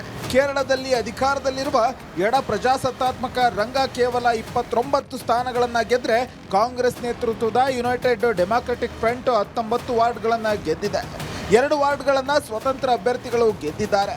From day one itself of my announcement of candidature, there has been adverse criticism against me launched by the LDF and the Congress people. I thought they were probably frightened, but this went beyond an expected limit. In fact, every day there were trolls in the social media about me, and they were targeting me particularly. But somehow I am very happy to see that the people of Kerala, the people in my ward, have dismissed all those things as meaningless. Kerala ಜನತೆಗೆ ಧನ್ಯವಾದ ಹೇಳಿದ ಮೋದಿ. ಐತಿಹಾಸಿಕ ಗೆಲುವು ದಾಖಲಿಸಿದ ನಂತರ ಪ್ರಧಾನಿ ನರೇಂದ್ರ ಮೋದಿ ತಿರುವನಂತಪುರಂ ಜನರಿಗೆ ಧನ್ಯವಾದ ಅರ್ಪಿಸಿದ್ದಾರೆ. ತಿರುವನಂತಪುರಂ ಕಾರ್ಪೊರೇಷನ್ನಲ್ಲಿ ಬಿಜೆಪಿ ಎನ್ಡಿಎ ಪಡೆದ ಬಹುಮತವು ಕೇರಳದ ರಾಜಕೀಯದಲ್ಲಿ ಒಂದು ಮಹತ್ವದ ಕ್ಷಣ ಎಂದು ಹೇಳಿದ್ದಾರೆ. ಧನ್ಯವಾದಗಳು ತಿರುವನಂತಪುರಂ ಕಾರ್ಪೊರೇಷನ್ನಲ್ಲಿ ಬಿಜೆಪಿ ಎನ್ಡಿಎ ಪಡೆದ ಬಹುಮತವು ಕೇರಳ ರಾಜಕೀಯದಲ್ಲಿ ಒಂದು ಮಹತ್ವದ ಕ್ಷಣವಾಗಿದೆ. ರಾಜ್ಯದ ಅಭಿವೃದ್ಧಿಯ ಆಕಾಂಕ್ಷೆಗಳನ್ನು ನಮ್ಮ ಪಕ್ಷದಿಂದ ಮಾತ್ರ ಪೂರೈಸಲು ಸಾಧ್ಯ ಎಂದು ಜನರಿಗೆ ಖಚಿತವಾಗಿದೆ. ಪಿಣರಾಯಿ ವಿಜಯನ್ಗೆ ಭಾರೀ ಮುಖಭಂಗ. ಕೇರಳದ ಸ್ಥಳೀಯ ಸಂಸ್ಥೆ ಚುನಾವಣೆ ಫಲಿತಾಂಶಗಳು ರಾಜ್ಯದ ರಾಜಕೀಯದಲ್ಲಿ ಮಹತ್ವದ ತಿರುವನ್ನ ಸೂಚಿಸಿವೆ.